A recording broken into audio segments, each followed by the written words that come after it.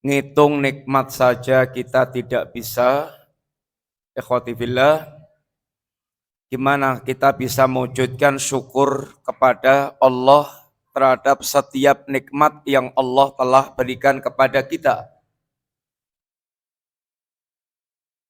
Sehingga cara yang diajarkan oleh Nabi kita yang mulia sallallahu alaihi wasallam dalam menghadapi nikmat Allah yang sekian banyak yang tidak mungkin bisa kita hitung ini, caranya seperti yang diajarkan Nabi yang sering kita baca pagi dan sore, yang ada lafadznya di dalam Sayyidul Istighfar. Hafal enggak? Sayyidul Istighfar. Coba antum. Sayyidul Istighfar gimana bunyinya? Hah? Antum? Biasa baca zikir pagi petang enggak? Iya biasa. Ada Sayyidul Istighfarnya enggak? Ada. Gimana? Coba. Antum?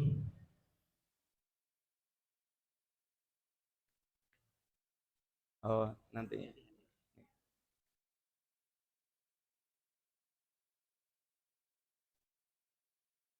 Siapa? Antum? Coba. Sayyidul Istighfar gimana? Gimana? Terus? Siapa yang mau bacakan Sayyidul Istighfar?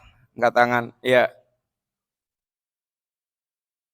Allahumma anta rabbi la ilaha illa anta khalaqtani wa ana abduka. Kok jadi semua? Terus antum melanjutkan.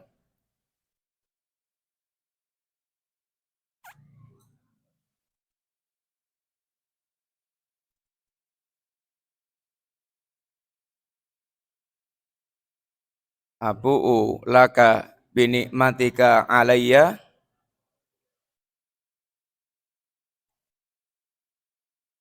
Ya, sekarang artinya gimana?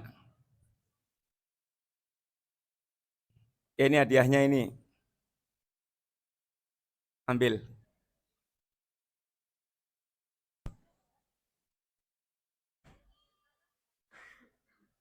Dalam Sayyidul Istighfar,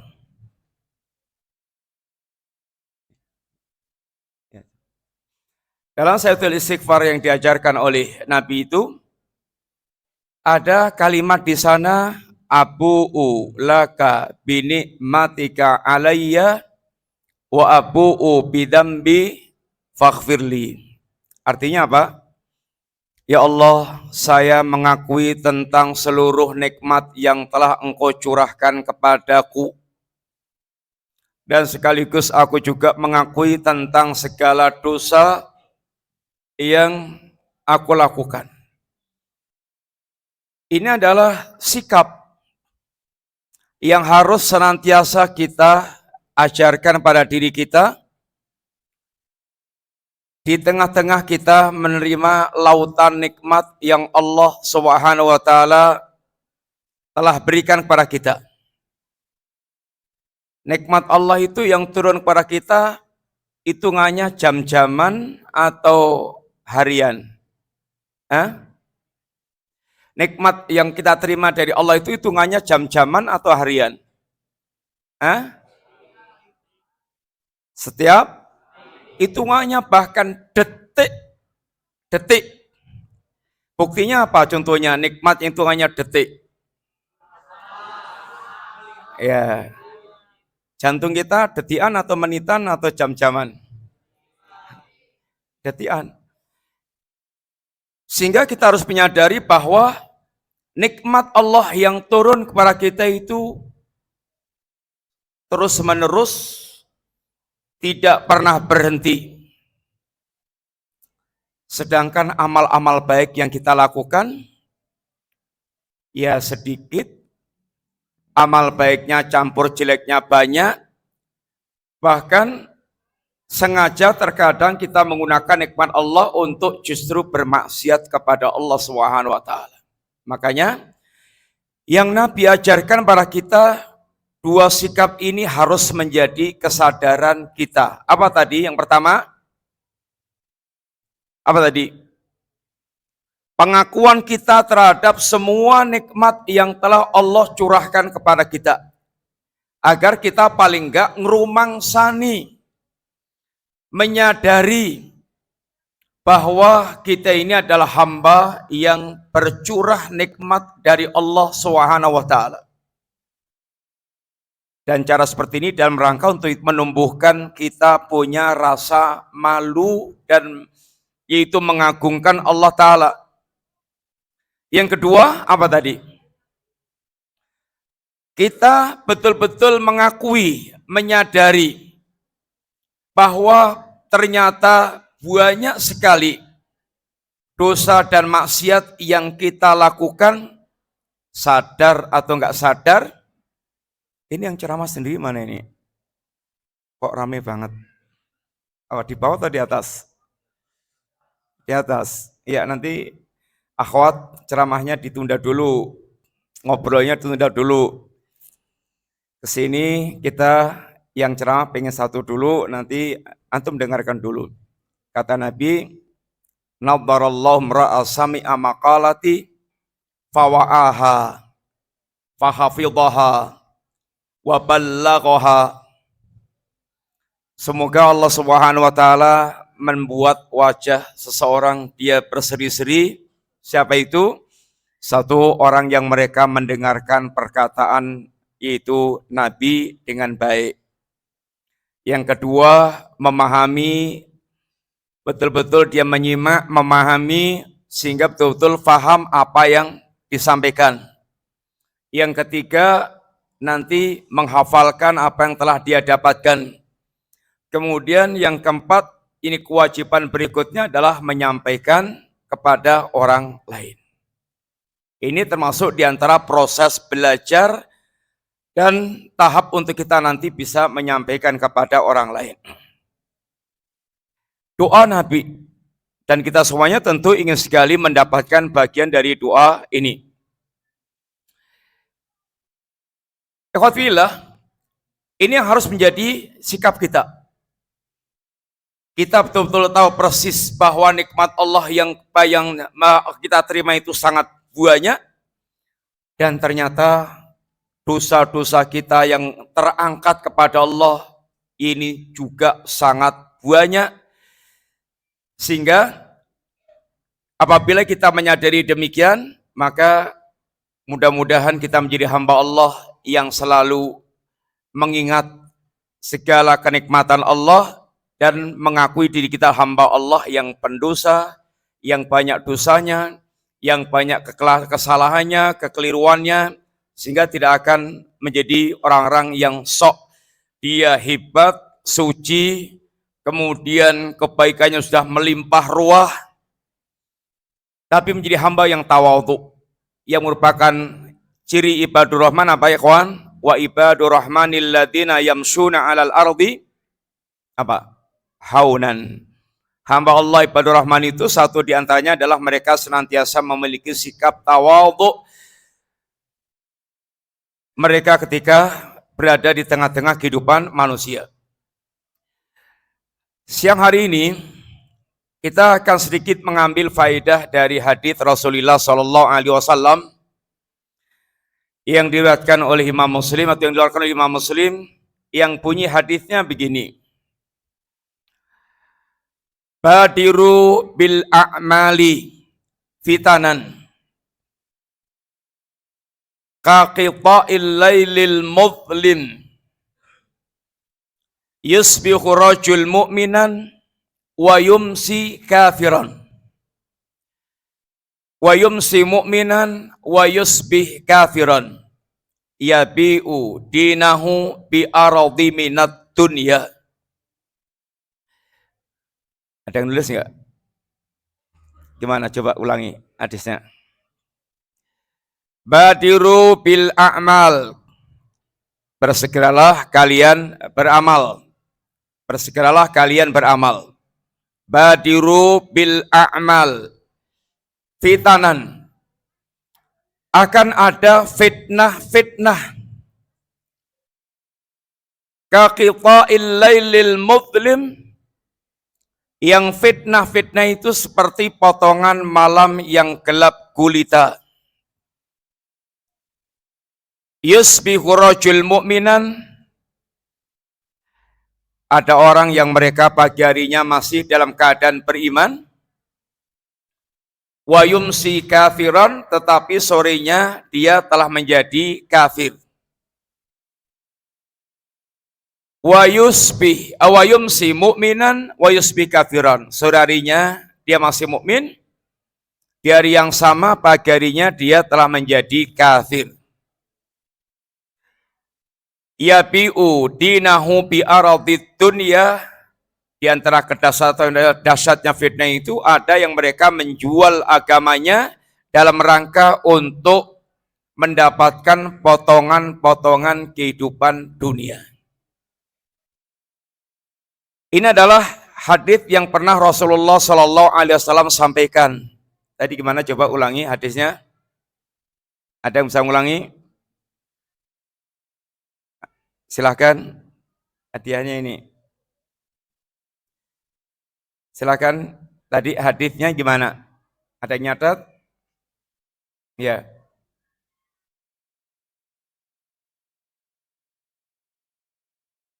Arabnya nyatet enggak? Ada yang nyatet Arabnya? Ya coba terus, diteruskan.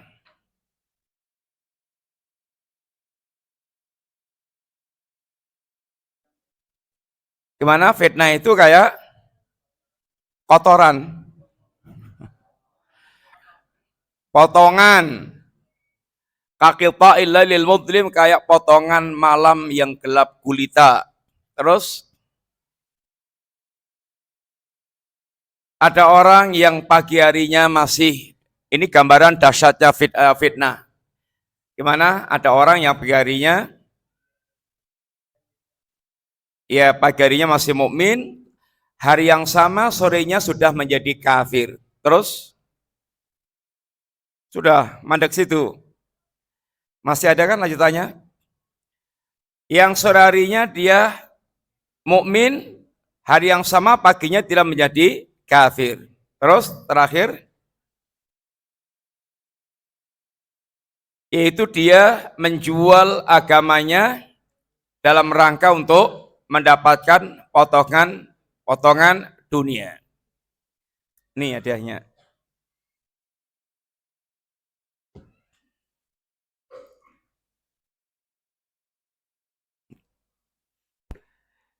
Hadis ini kawan, satu isinya hadis tadi, pelajarannya satu, perintah Nabi untuk kita segera beramal. Perintah Rasulullah SAW agar kita segera beramal. Yang kedua, berita akan datangnya fitnah-fitnah yang dahsyat.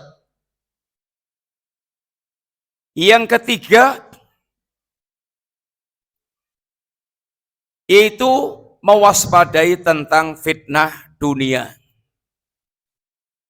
Paling enggak, isi hadis ini adalah 3 poin tersebut. Apa tadi yang pertama? Iya, perintah Rasulullah SAW agar kita segera beramal. Yang kedua, iya, berita akan datangnya fitnah yang dahsyat. Yang ketiga, iya, mewaspadai tentang fitnah dunia. 3 poin ini, mari kita perhatikan sekilas pentingnya wasiat Rasulullah Sallallahu Alaihi Wasallam. Yang pertama adalah perintah Nabi, badiru bil a'mali, segeralah kalian beramal. Perintah Rasulullah Sallallahu Alaihi Wasallam ini persis dengan perintah-perintah Allah di dalam ayat yang lainnya, yang memerintahkan kita untuk segera beramal. Di antara kaidah beramal itu agar kita segera beramal. Sari'u ila maghfiratin min rabbikum wa jannatin arduhas samawati wal ard uiddat lil muttaqin. Bersegeralah kalian menggapai ampunan Allah Subhanahu wa taala dan surga yang luasnya seluas langit dan bumi yang Allah sediakan untuk orang yang bertakwa. Ketika Allah memberikan sifat orang-orang mukmin, kata Allah, kanu yusari'una fil khairat. Mereka adalah orang-orang yang sangat bersegera dalam kebaikan. Ketika Allah bercerita tentang surga dan suasana kampung akhirat, fabidzalika falyatanafasil mutanafisun. Hendaknya untuk mendapatkan sukses kampung akhirat, orang-orang yang beriman mereka berlomba-lomba untuk mendapatkannya. Ini semuanya adalah perintah Allah agar kita menjadi orang yang beramal itu segera, jangan ditunda. Semangat dan jangan malas-malasan. Pertanyaannya sekarang, kenapa sih kok kita diperintahkan untuk segera beramal? Kenapa kita mesti diperintahkan untuk segera beramal? Satu, secara ringkas jawabannya satu, karena satu-satunya yang nanti bermanfaat saat kita menghadap Allah Subhanahu wa taala itu ya amal yang kita lakukan. Padahal yang banyak sekali dikejar oleh manusia di dunia ini apa kira-kira ikhwan? Yang paling banyak dikejar oleh manusia di dunia ini, yang sangat manusia ambisi mengejarnya itu apa diantaranya? Satu, harta. Banyak enggak orang yang, ada enggak orang mereka berlomba-lomba biar jadi orang sugih, melegedu, konglomerat, ada enggak? Banyak dan rata-rata umumnya manusia. Sehingga sampai mencarinya pun harus dengan rakus. Dan harus dengan perjuangan berat untuk menyingkirkan lawan-lawannya sampai pada tenggelam dalam perkara yang haram dan gak peduli. Dan gak peduli hal haram. Sehingga Nabi pernah mengatakan, ya'ti ala nasi zamanun la yubalil mar'u bima akhadha min malin am min halalin am min haram. Akan datang satu zaman yang orang tidak peduli lagi dalam mencari harta itu apakah dengan cara halal atau haram, enggak urus. Itu yang namanya kalau orang sudah betul-betul kelilit ambisi untuk mengumpulkan harta. Demikian pula ketika mengejar jabatan. Ada enggak orang yang mereka ambisius dengan jabatan?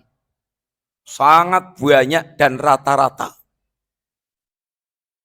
Sehingga kalau sudah ambisi dengan jabatan itu, ya harta, ya jabatan, ya tidak lagi peduli dengan halal dan haram. Enggak lagi peduli dengan halal haram. Bahkan untuk mendapatkan harta, untuk mendapatkan jabatan, direwangi jadi musyrik atau melakukan syirik, ada enggak? Pokoknya ada enggak orang pengen jabatan kemudian larinya ke dukun? Ada enggak? Larinya ke kuburan? Ada enggak? Banyak, dan masa-masa begini ini kuburan laris. Banyak orang yang mereka untuk mendapatkan jabatan, mendapatkan harta, enggak peduli lagi caranya, mau syirik, mau kufur, mau nifak, mau menyimpang, enggak ada urusan.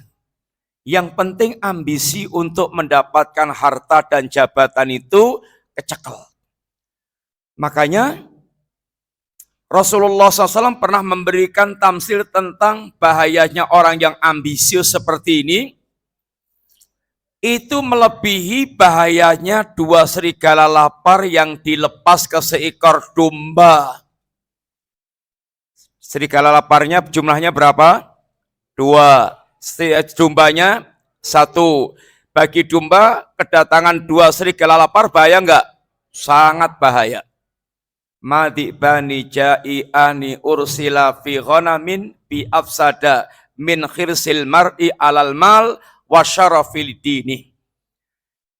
Dua serigala lapar yang dilepas ke seekor domba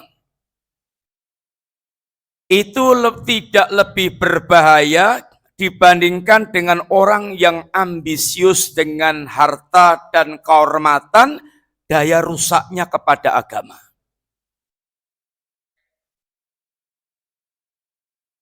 Ikhwatibillah,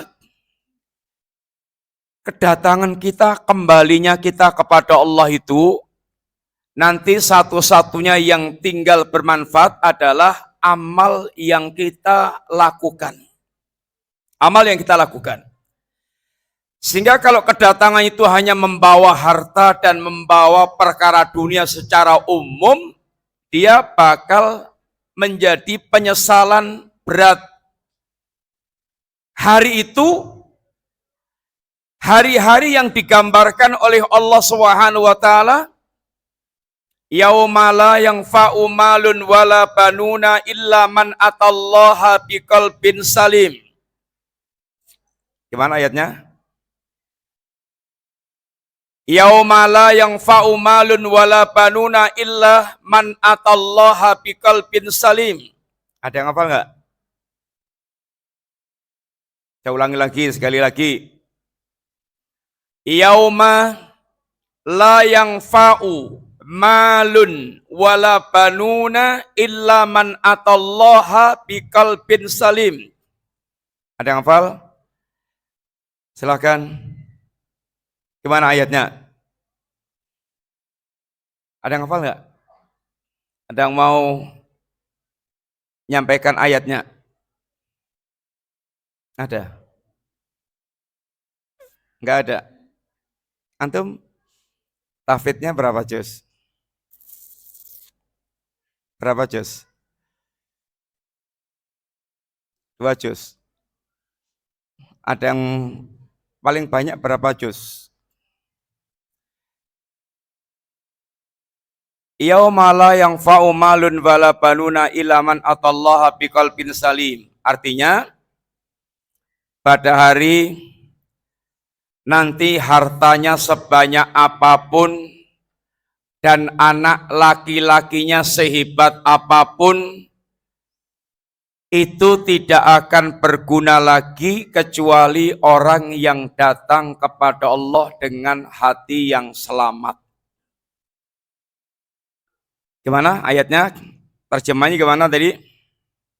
Gimana? Ikhwan? Pada hari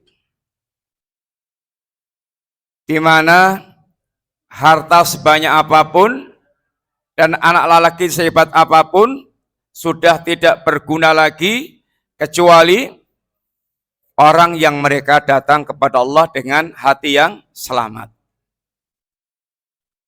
Manusia sekarang yang hati ngejar-ngejar harta, numpuk-numpuk harta, kadang sampai jadi konglomerat. Kalau sampai nanti ujungnya dia itu enggak selamat saat menghadap Allah, itu mau ditebus dengan harta sebanyak apapun itu enggak bisa. Gambarannya Allah gambarkan begini. Innalladzina kafaru wa matu wa hum kuffarun fala yuqbala min ahadihim mil'ul ardi dahaban wala wiftada bih. Orang-orang yang mereka kafir sampai matinya mereka itu dalam keadaan kafir alias dia datang kepada Allah tidak membawa hati yang selamat. Itu seandainya dia pengen menebus adab Allah Subhanahu wa taala itu dengan emas sebesar bumi. Beratnya berapa bumi? Berapa ton? Ya kita nggak tahu. Seandainya ada orang punya emas sebesar bumi dan itu mustahil, tidak mungkin akan ada yang punya emas sebesar itu. Tapi seandainya ada orang yang punya emas bedenya segitu, untuk menebus adab Allah itu tidak laku. Enggak laku. Kalau sekarang orang kaya raya, Hartanya bermanfaat nggak? Sangat bermanfaat. Kalau kampanye gini-gini itu harta berperan banget? Nggak. Sangat berperan. Yang paling dum-duman duitnya paling banyak, biasanya menang, biasanya. Sehingga duitnya sangat manfaat. Tapi nanti akan datang hari, hartanya sebanyak apapun, hartanya sudah tidak lagi bermanfaat. Sekarang orang kalau punya jabatan tinggi, jabatannya manfaat gak? Sangat manfaat. Bahkan bisa untuk membeli kasus yang salah jadi benar, yang benar jadi salah. Karena hakimnya bisa disogok, jaksanya bisa disogok, pengacaranya bisa disogok. Kekuasaan bisa merubah apapun yang dia inginkan. Tapi nanti akan datang hari, kata Allah, itu hanya akan menjadi penyesalan semata.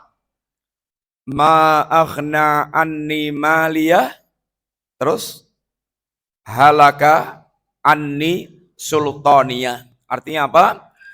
Aduhai hartaku yang sebanyak apapun telah tidak berguna, aduhai kekuasaanku telah hancur binasa.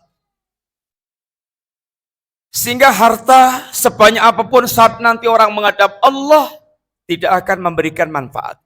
Demikian pula orang yang punya keluarga, punya anak, punya koneksi orang-orang hebat. Saat nanti kita menghadap Allah, bahkan mereka masing-masing gak peduli dengan siapapun, walaupun orang yang paling dekat dengan kita, karena masing-masing sudah dibuat sibuk dengan urusannya sendiri-sendiri. Kalau sekarang punya saudara pejabat, punya saudara jenderal, punya saudara ini orang hebat, manfaat nggak? Sangat manfaat. Tapi kita diingatkan oleh Allah Subhanahu wa taala, akan datang hari itu semuanya sudah tidak memberikan manfaat apapun kepada kita. Coba ayatnya dalam surat Juz Amma kira-kira yang mana? Orang akan lari dari setiap orang, masing-masing sibuk dengan urusan sendiri-sendiri. Yang mana ayatnya? Yang mana? Juz Amma, di Juz Amma. Semuanya kan hafal Juz Amma kan? Ayatnya yang mana kira-kira? Ya yauma yafirrul mar'u min akhihi wa ummihi wa abihi wa sahibati wa bani likulli imri'in minhum yauma idzin sya'nu yughni. Hari ketika seorang dia lari dari saudaranya, dari ibunya, dari ayahnya, dari istrinya, dari anaknya, yang masing-masing sudah tidak peduli dengan siapapun walaupun orang yang paling dekat dengan dia. Saudara, ayah, ibu, istri, anak, ini orang yang paling dekat dengan kita di dunia. Kalau ada apa-apa, kita larinya ke sana. Tapi hari itu tidak ada seorang pun yang peduli, walaupun itu ayah kandungnya, walaupun itu ibu kandungnya, walaupun itu saudaranya, istrinya, bahkan anaknya. Karena masing-masing sibuk dengan urusannya sendiri-sendiri. Karena dahsyatnya suasana saat menghadap Allah Ta'ala. Sini pernah gempa enggak? Enggak pernah. Banjir enggak pernah. Apa yang pernah apa? Gempa enggak pernah, banjir enggak pernah. Aman terus gempa. Kalau pas regedek itu yang dilakukan apa? Pas goyang itu yang dilakukan orang apa? Ya melayu dewe-dewe, nyelamet ke awake dewe-dewe. Ya gimana caranya selamat ini sendiri pas selamat? Yang pertama mikir selamatnya sendiri. Mikir orang lain itu kalau sudah agak tenang dikit baru ingat ini, ingat ini. Apalagi nanti saat menghadap Allah suasana yang super dahsyat. Qanifillah. Saat itu yang bermanfaat hanya tinggal hati yang selamat, illa man atallaha biqalbin salim. Hati yang selamat yaitu hatinya seorang mukmin yang imannya menggerakkan dia untuk beramal soleh ketika di dunia. Ini yang betul-betul akan mendapatkan kemanfaatan saat dia datang kepada Allah Subhanahu wa taala. Yang kalau Al-Imam Ibnul Qayyim Al-Jauziyah rahimahullah taala itu menjelaskan qalbun salim, hati yang selamat itu satu, selamat dari syirik. Hati yang selamat dari syirik. Sehingga selama hidupnya itu dia tidak pernah melakukan perbuatan syirik, atau kalau dia pernah, dia sudah bertaubat kepada Allah sehingga dia datang kepada Allah hatinya dalam keadaan bertauhid. Bersih dari segala macam bentuk kesyirikan. Syirik itu contohnya apa? Syirik itu atau definisi syirik itu apa? Menduakan Allah. Allahnya diyakini ada dua, ada tiga gitu. Terus itu aja. Sehingga orang yang tidak punya keyakinan Allah dua bertauhid. Gimana? Syirik mempersembahkan bentuk amal ibadah apapun kepada selain Allah Subhanahu wa taala, itu adalah musyrik. Ibadah itu total hak miliknya Allah. Kalau kita persembahkan kepada selain Allah, maka kita jatuh ke dalam syirik. Walaupun yang kita arahkan kepadanya ibadah itu malaikat mungkin, atau mungkin nabi, atau mungkin wali. Ini adalah syirik. Hati yang selamat, hati yang bersih dari syirik. Nanti dipelajari detail di dalam pelajaran tauhid. Dalam pelajaran tauhid. Yang kedua, hati yang selamat itu selamat dari bid'ah.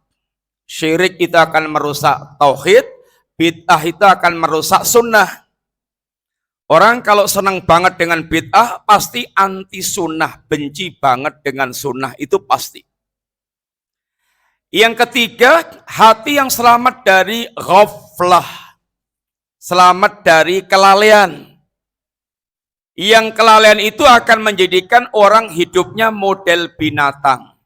Lahum qulubun la yafqahuna biha, walahum a'yunun la yubsiruna biha, walahum adhanun la yasma'una biha, ulaika kal an'am bal hum adall, ulaika humul ghafilun. Ada yang tahu artinya enggak? Mereka orang yang punya hati dan pikiran tapi enggak pernah bisa dipakai untuk memahami, punya mata tapi enggak bisa dipakai untuk lihat, punya telinga enggak bisa dipakai untuk mendengar.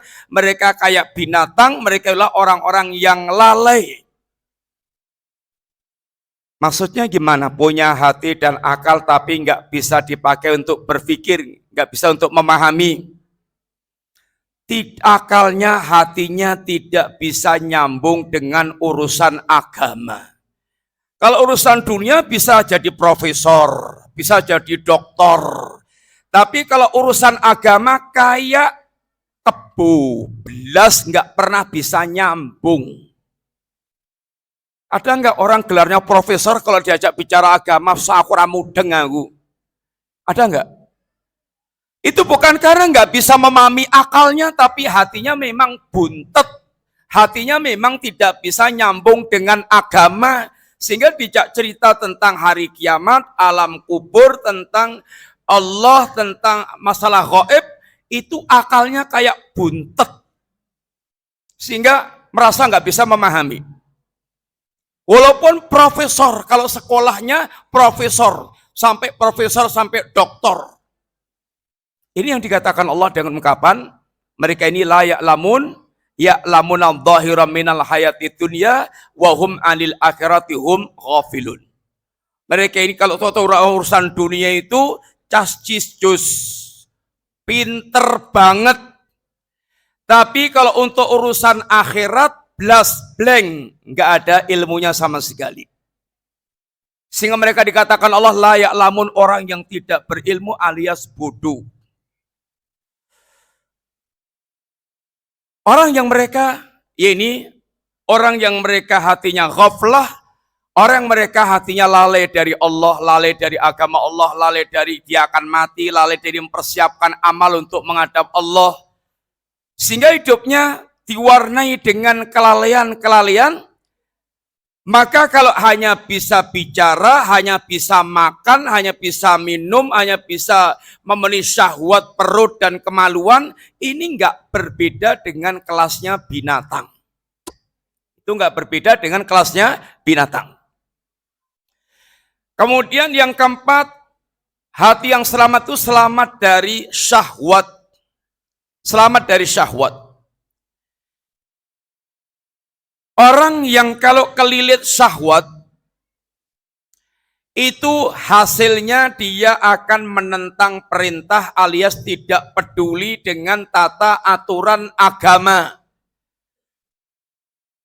Karena yang penting buatnya adalah bagaimana memenuhi syahwat. Orang kalau udah yaitu terlilit syahwat itu mbok yas. Ilmunya itu S3. Syahwatnya mengalahkan ilmunya.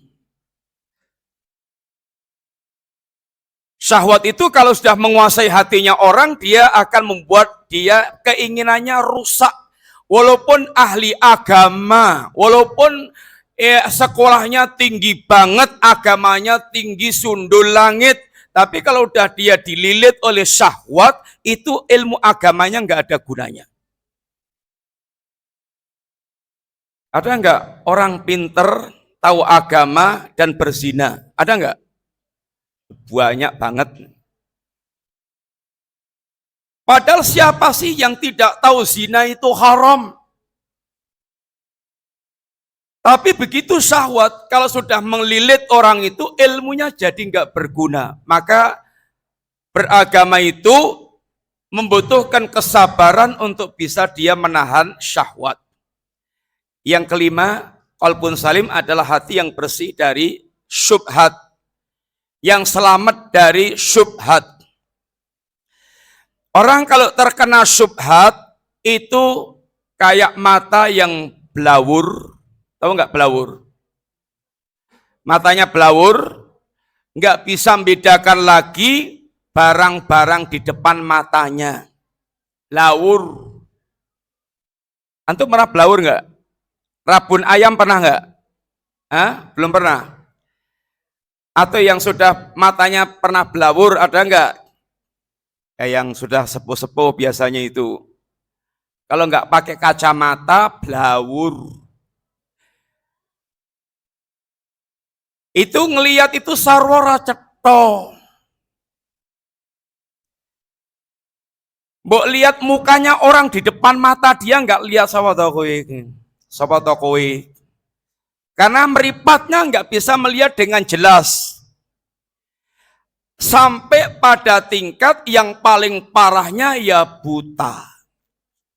Syubhat itu membuat orang hatinya blawur, nggak bisa membedakan yang hak dengan yang batil. Sehingga ada orang menganggap kebatilan sama dengan kebenaran. Ada nggak? Ada nggak yang pernah bilang begini? Agama ki kabeh padha wae. Ada nggak?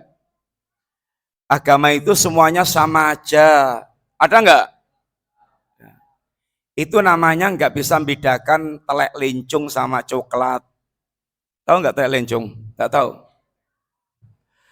Telek lincung nggak tahu. Telek lincung itu telek ayam yang coklat itu loh. Tahu? Sini namanya apa sini?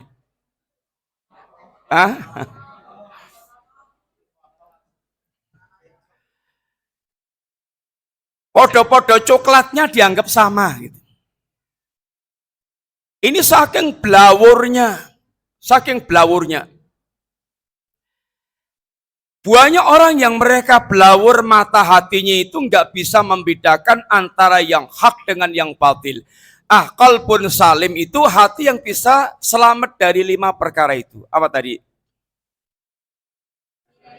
1, selamat dari syirik. Kedua, selamat dari bid'ah. Ketiga, selamat dari ghaflah. Keempat, selamat dari syahwat. Kelima, selamat dari syubhat. Ini hati yang akan bermanfaat. Hati yang menggerakkan bertauhid, hati yang menggerakkan untuk mengikuti sunnah, hati yang menggerakkan untuk selalu ingat kepada Allah, hati yang menggerakkan untuk dia senantiasa taat dengan agama, hati yang senantiasa menggerakkan untuk membenarkan apa yang datang dari Allah dan Rasul-Nya. Ini hati yang akan memberikan keselamatan seorang dia waktu nanti datang kepada Allah Subhanahu wa taala. Sehingga kenapa kita mesti segera beramal? Ya satu, karena amal itulah nanti satu-satunya yang akan bermanfaat saat kita menghadap Allah Subhanahu wa taala, yaitu amal saleh. Yang kedua, alasan kenapa kita mesti segera beramal?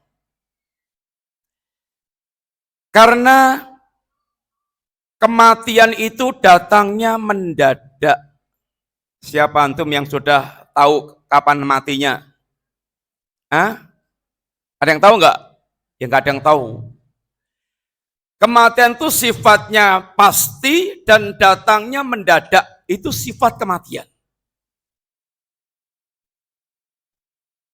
Karena kita sudah tahu bahwa satu-satunya yang nanti bermanfaat di hadapan Allah itu adalah amal. Sedangkan kematian kalau datang memutus amal dan kita nggak tahu kapan datangnya kematian, maka orang yang mereka itu mengingat kematian ini, dia akan segera beramal, jangan sampai terlambat, jangan sampai kematiannya mendahului kematian dia.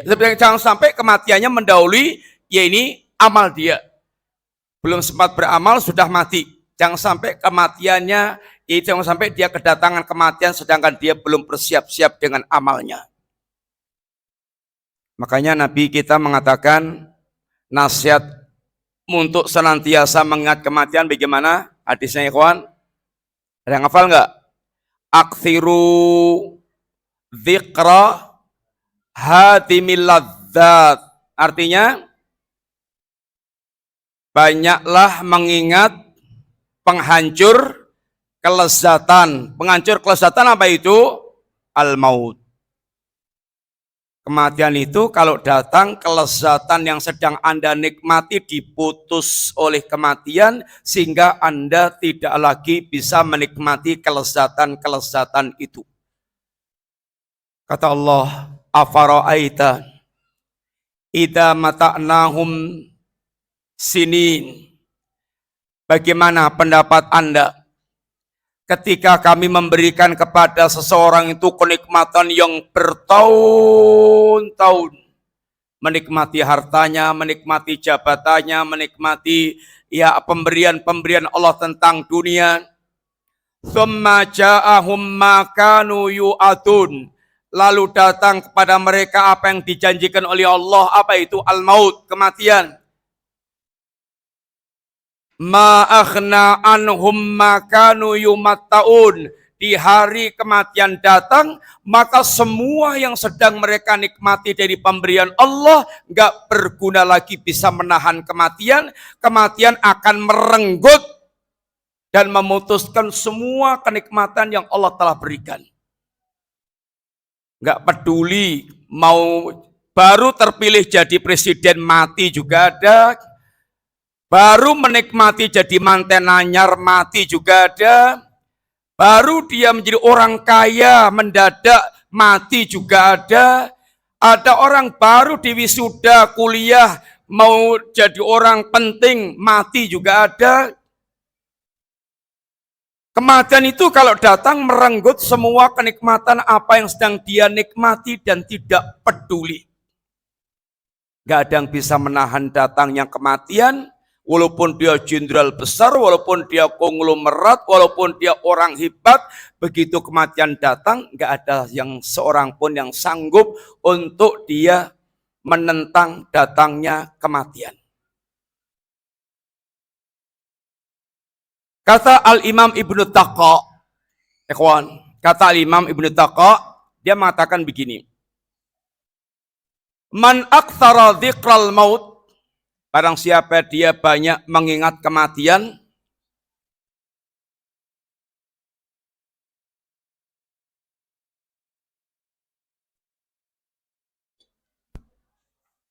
Ukrima bisalas. Barang siapa yang dia banyak mengingat kematian, dia akan dimuliakan Allah dengan 3 hal. 1, nasyatul ibadah. Sangat semangat dia dalam beribadah, akan membuat dia semangat dalam beribadah. 2, sur'atut taubah, dia akan segera bertaubat. 3, qanaatul qalbi, akan membuat hatinya qanaah. Bagaimana perkataan Imam Taqa, ikhwan Imam Taqa, bagaimana? Barang siapa, antum?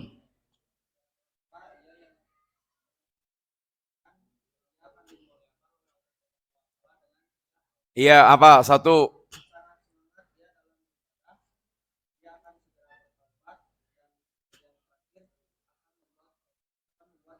Iya, ini. Barang siapa yang dia banyak mengingat kematian, dia akan dimuliakan Allah dengan 3 hal. 1, nasyatul ibadah, semangat di dalam beribadah. Sekarang pertanyaannya, apa kaitan antara semangat ibadah dengan mengingat kematian? Yang penting itu. Apa kaitan antara mengingat kematian dengan semangat beribadah? Antum? Ya. Kaitan antara mengingat kematian dengan semangat beribadah. Sudah diterangkan di awal-awal itu, sudah diterangkan, tinggal nginget aja atau tinggal ngulang aja. Apa kaitan antara semangat beribadah dengan mengingat kematian? Terus, kematian datang mendadak, terus,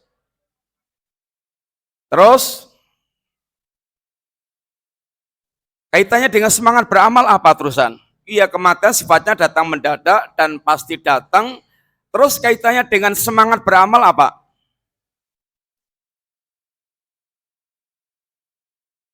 Ayo, silakan.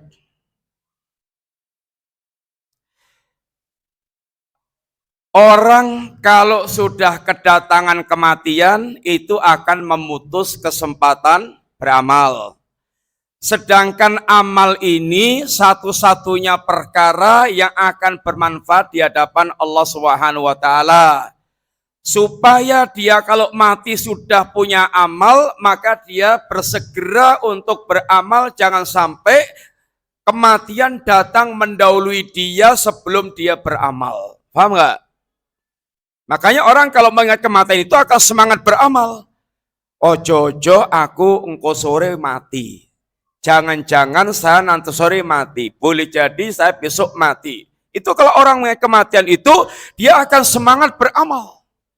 Makanya Nabi kalau nasihati orang untuk sholat yang bagus, kalau kamu pengen sholatnya itu khusyuk, apa nasihatnya? Sholli sholata muwaddi. Sholatlah kamu kayak sholatnya orang yang mau berpisah, kayak sholatnya orang yang terakhir sholat. Dia kalau tahu ini sholat yang terakhir, maka dia akan betul-betul menjaga, memperbagus agar amal sholatnya ini betul-betul bagus.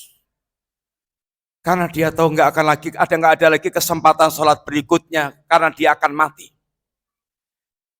Makanya orang kalau dia juga banyak kematian, dia akan betul-betul mempersiapkan amal supaya ketika kematian datang, dia sudah punya tabungan amal yang akan menyelamatkan dia di hadapan Allah Subhanahu wa taala.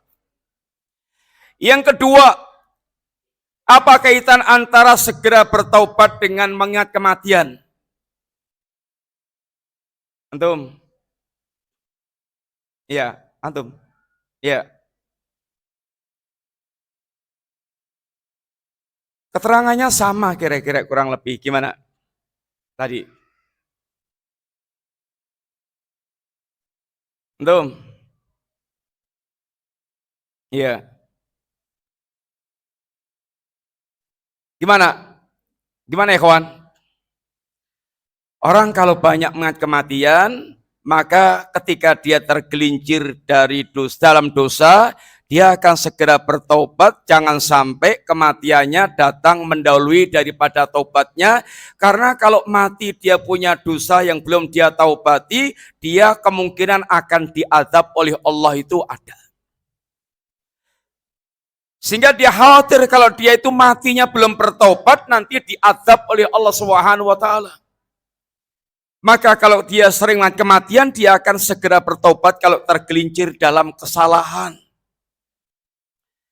Yang ketiga, dia akan hatinya akan qanaah tentang kehidupan dunia, mencukupkan dengan apa yang Allah beri, tidak akan rakus, tidak akan ambisius.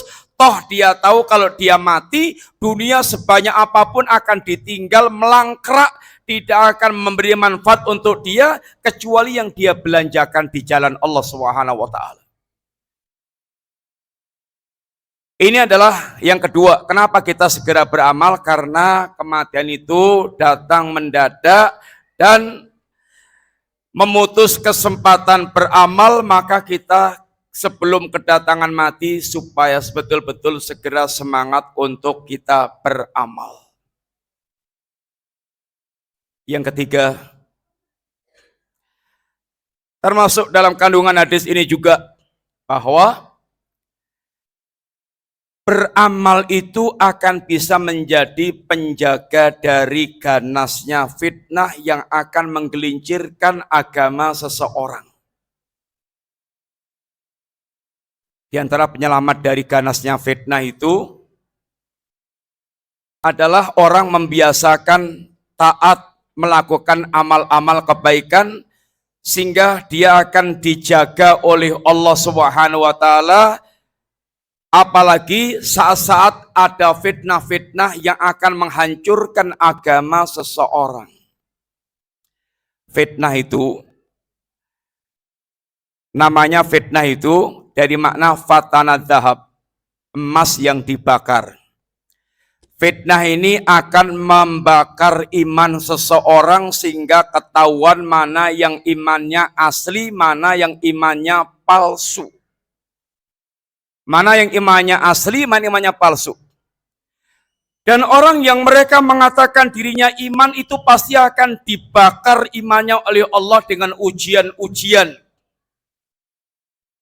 Alif Lam Mim. Ahasiban nasu ayutraku ayyaqulu amanna wa hum la yuftanun. Walaqad fatanna alladhina min qablihim fala ya'lamanna Allahu alladhina sadaqu wa la ya'lamanna al-kadhibin. Alif Lam Mim. Apakah manusia mengira dia akan dibiarkan begitu saja mengatakan kami beriman padahal dia belum diuji oleh Allah. Sungguh orang-orang sebelum mereka telah diuji oleh Allah, yang dengan ujian itu Allah akan mengetahui mana orang yang imannya asli, jujur, mana yang imannya palsu. Ujian ini akan membakar iman seorang sehingga akan tahu mana yang imannya asli, imannya jujur, imannya shadiq, mana yang imannya kadzib.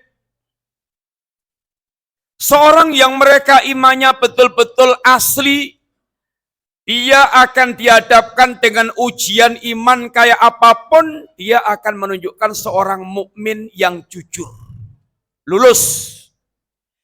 Tapi kalau imannya itu lemah, palsu, akan deledek, tahu nggak deledek? Akan leleh kalau dibakar sehingga hancur, sehingga ketahuan imannya palsu. Untuk menguji ilmunya itu betul-betul ada atau enggak, itu ya ada ujiannya. Dengan ujian itu tahu mana yang betul-betul berilmu, mana yang betul-betul mereka ini sesungguhnya enggak ada ilmunya. Ujian keimanan juga begitu. Sehingga ada orang-orang yang mereka mukmin sejati, ada orang mukmin palsu, namanya apa?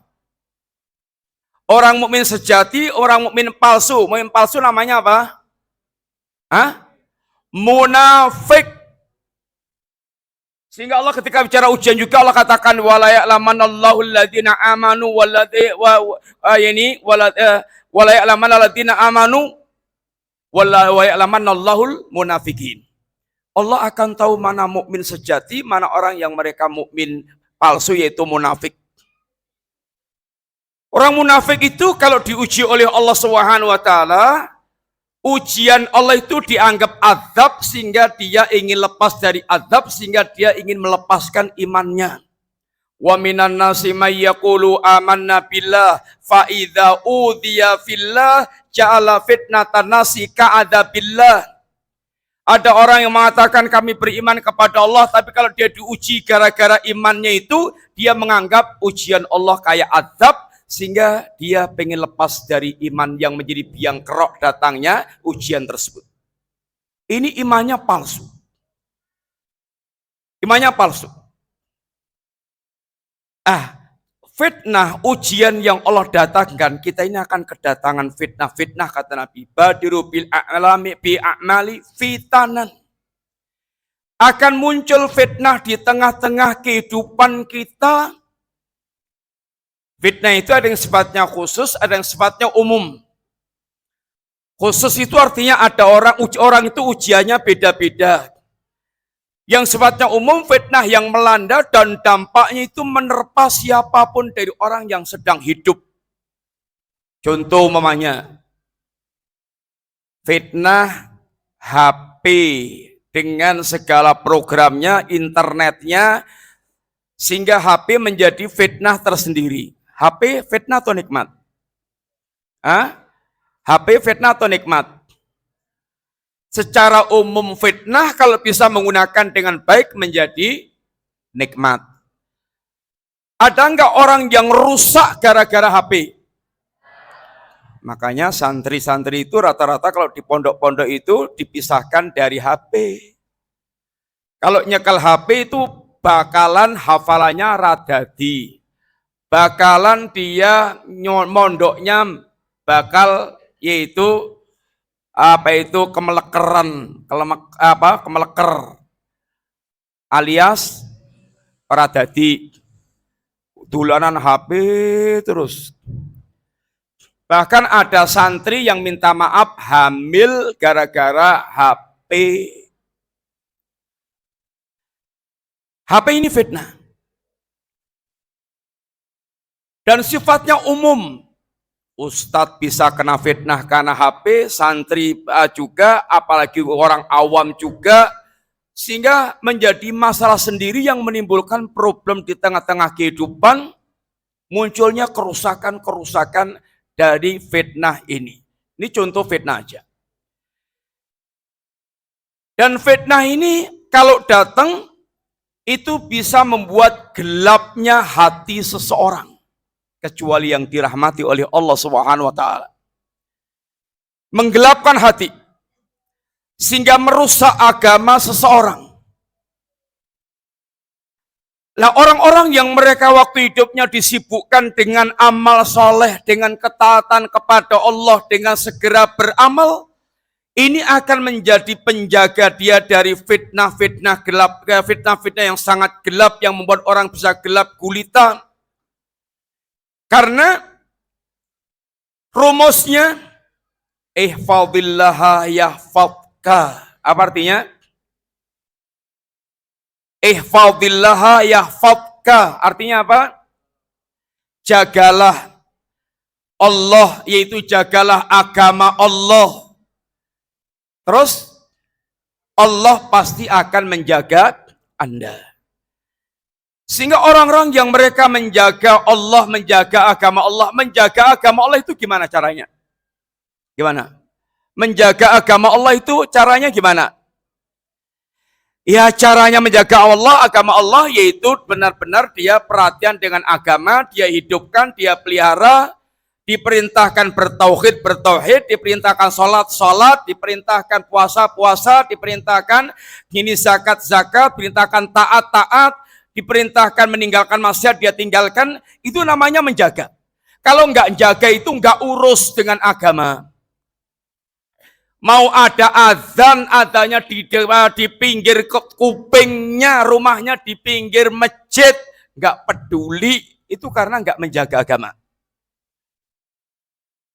Mau diceramai sampai nduwer, tahu nggak? Nduwer nggak tahu. Mau diceramai sampai nduwer, sampai lambene nduwer, sampai lambene jebleh, tahu nggak jebleh? Itu nggak bakal didengarkan karena memang tidak peduli dan tidak menjaga agama.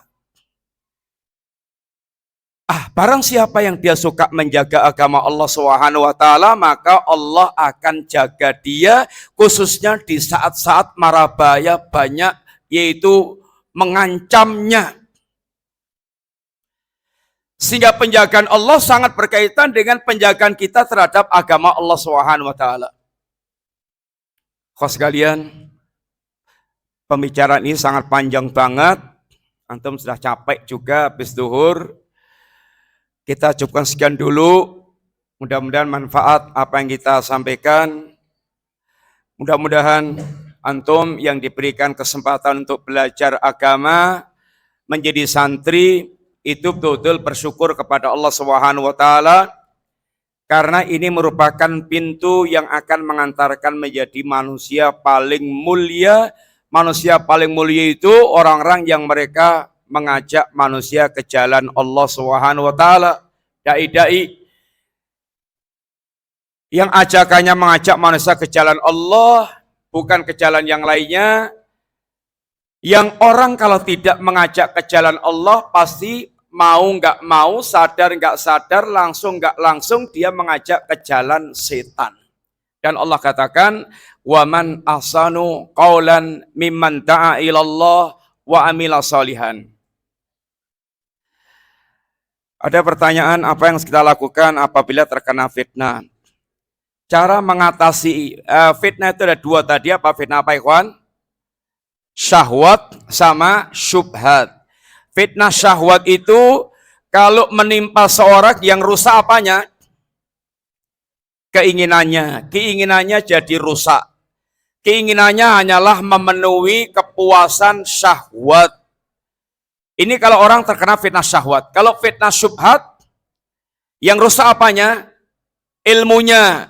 Nggak bisa lagi membedakan antara yang hak dengan yang batil, tauhid dengan syirik, sunnah dengan bid'ah, maksiat dengan taat, nggak bisa membedakan.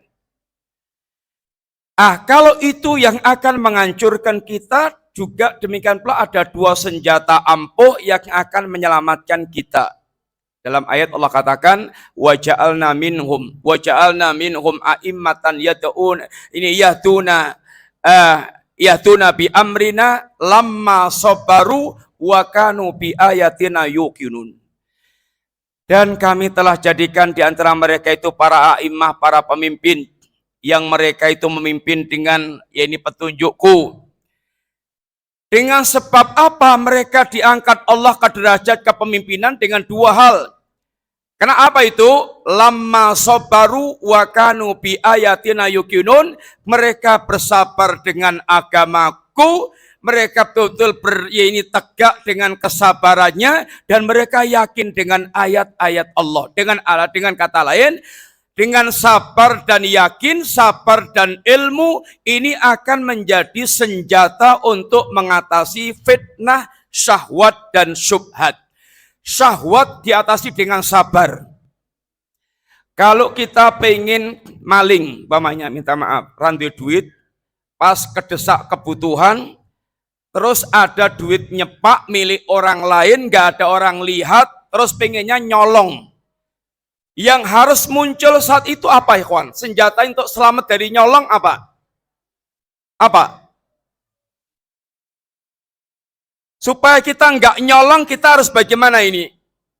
Sabar. Sabar. Ini bukan hak saya nggak berhak menikmati, ini miliknya orang, ini haram. Itu perlu menahan diri untuk dia melakukan hal yang diharamkan Allah. Ini membutuhkan kesabaran. Ini membutuhkan kesabaran. Antum digoda, minta maaf digoda, cewek cantik, Blenger, terus raona wong deleng, kesempatan terbuka lebar supaya nggak jatuh dalam perzinahan. Apa yang dilakukan? Ya sabar. Ini adalah tawaran haram, kesempatan haram. Senjata pertama adalah memupuk kesabaran. Pertanyaannya lagi adalah bagaimana biar kita menjadi orang-orang yang bersabar. Banyak jawabannya, banyak sekali, tapi ini di pelajaran tersendiri.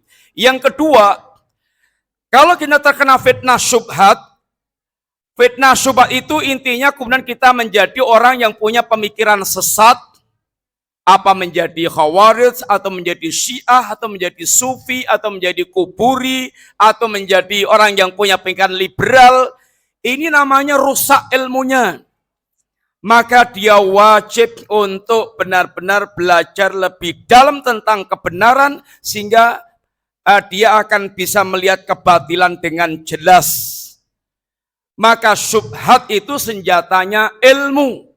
Ilmu itu untuk menangkal syubhat sehingga bisa menyingkap syubhat dengan jelas. Harus belajar kepada ahlinya sehingga akan tersingkap itu syubhat kebatilan. Apalagi di zaman kita syubhatnya banyak banget. Apalagi di zaman internet yang orang bisa ceramah di YouTube sehingga orang dengan bisa gampang melontarkan syubhat. Makanya untuk belajar ilmu itu harus pilih-pilih guru, nggak boleh sembarangan, karena ilmu Anda adalah agama Anda, sedangkan ilmu Anda tergantung guru Anda, salah berguru, salah ilmu, akan salah beragama. Itu pasti. Maka harus memilih guru yang tepat untuk mendapatkan ilmu. Kurang lebih itu diantara cara kita untuk mengatasi fitnah. Apa hukumnya seseorang berbicara tentang perbuatan orang lain tetapi orang itu tidak melakukannya? Yang pertama, dia kalau berbicara tentang kebaikan padahal dia mampu melakukan dan dia tidak melakukan, ini namanya kemaksiatan. Ini diancam Allah, ya ayyuhalladzina amanu lima taquluna ma la taf'alun, kabura maqtan indallahi an taqulu ma la taf'alun. Menyampaikan kebenarannya tetap wajib. Tapi kalau dia menyampaikan kebenaran, dia mampu melakukan, kemudian dia bahkan tidak mengamalkannya, maka ini dicela oleh Allah, tapi menyampaikannya tetap wajib. Jadi beda masalah. Antara dakwahnya tetap harus dakwah, tapi dia tidak melaksanakan yang dia dakwahkan, ini dosa tersendiri. Dia harus memperbaiki diri. Bukan kemudian tidak boleh dia menyampaikan kebenaran, tetap kebenaran disampaikan. Tapi dia berdosa karena dia tidak melakukan apa yang dia sampaikan padahal dia mampu. Lain kalau dia nggak mampu. Apa contohnya? Dia menerangkan kebenaran dan dia belum melakukan karena tidak mampu atau belum mampu. Contohnya apa? Orang menjelaskan haji, dia belum mampu haji karena belum punya duit. Maka ya tetap menjelaskan masalah haji walaupun dia belum mampu. Tidak mampunya udzur dari Allah Ta'ala. Dia menjelaskan tentang fikih pernikahan karena dia faham. Dianya belum kawin. Dosa enggak? Karena dia belum mampu untuk menikah. Yang menjelaskan enggak apa-apa. Dia karena memang belum mampu. Tapi yang masalah itu, dia tahu kebenaran, menjelaskan kebenaran, dia mampu melakukan, tapi dia justru melanggar. Ini yang diancam oleh Allah dan Rasulnya Shallallahu Alaihi Wasallam.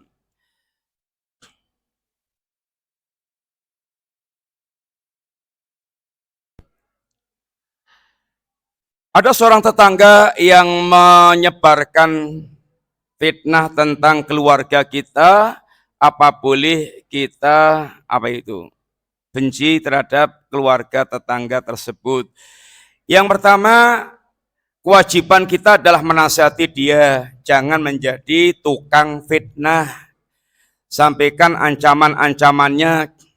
Kemudian ya diingatkan, kalau ternyata dia terus begitu, ya kita wajib bersabar dengan fitnahnya ahlul fitnah.